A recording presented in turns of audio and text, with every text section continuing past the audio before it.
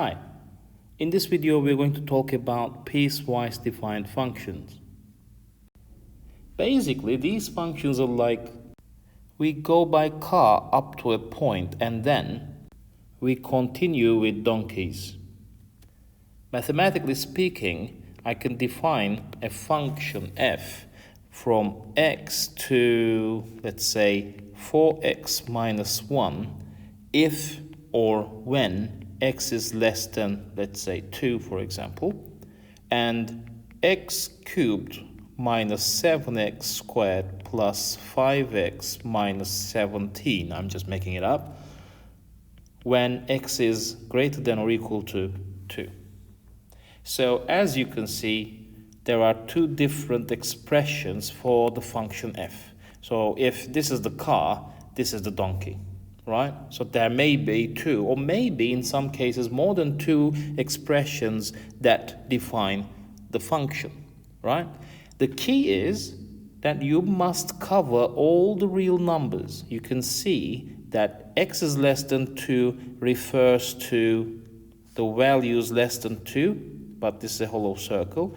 But this one says x is greater than or equal to 2, so it includes 2 and values greater than 2, making the number line a whole altogether.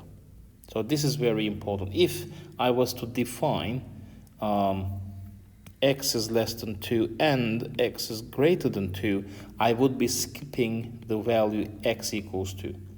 And I would be doing that without reason. Why would I skip it anyway? Because when I substitute 2 into the function, I find the value for y, right?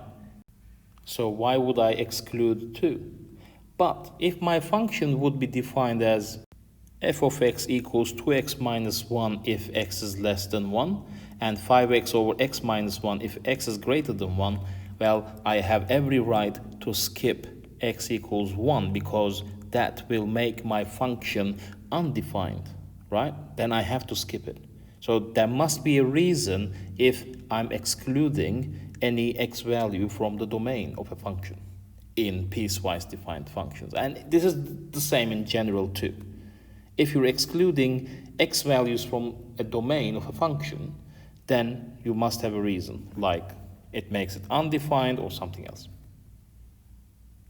Now let's look at this example. It says the function f is defined as given here, and the question says sketch the function and then find these values and then solve an equation relating to the function. So let's start sketching it.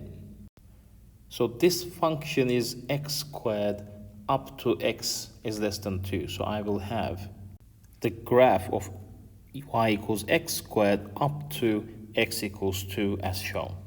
And then the function turns to x minus 1. So I have to go on with the graph of y equals x minus 1, which will be this graph. So you can notice that just because it is x is greater than or equal to 2, I just put a full circle here, whereas just because it's x is strictly less than 2, I have a hollow circle here, right? So this is important while you're drawing your graph.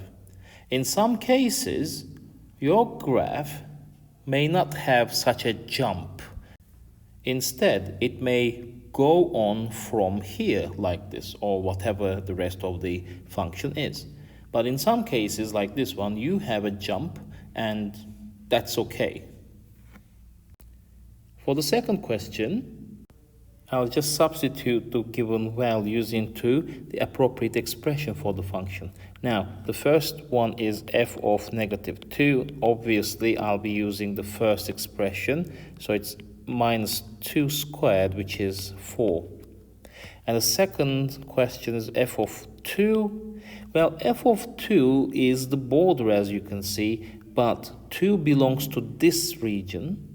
So I have to go with the second expression. So it's 2 minus 1, which is 1. And for f of 5, I just go with this expression because x here is greater than 2. So that's going to be 5 minus 1, which is 4 again. Now for the third question, I will consider two solutions. So if x is less than 2, then I should be using this first expression. So I have to say x squared is 9, which gives me x equals plus minus 3. Now just because of this restriction, I cannot choose x equals 3 because 3 is bigger than 2. So I have to go with x equals negative 3. And in case I have x values to be greater than or equal to 2, then I have to go with the second expression. I have to say x minus 1 equals 9, so x is 10. So I have two solutions.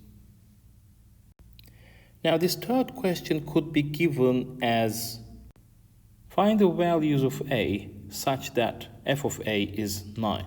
So the idea is still the same. You just solve the equation as shown. So this is all about piecewise defined functions in the scope of Pure Maths 3.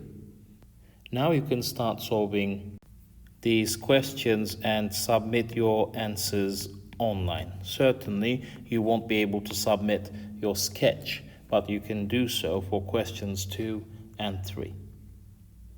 Thanks for watching.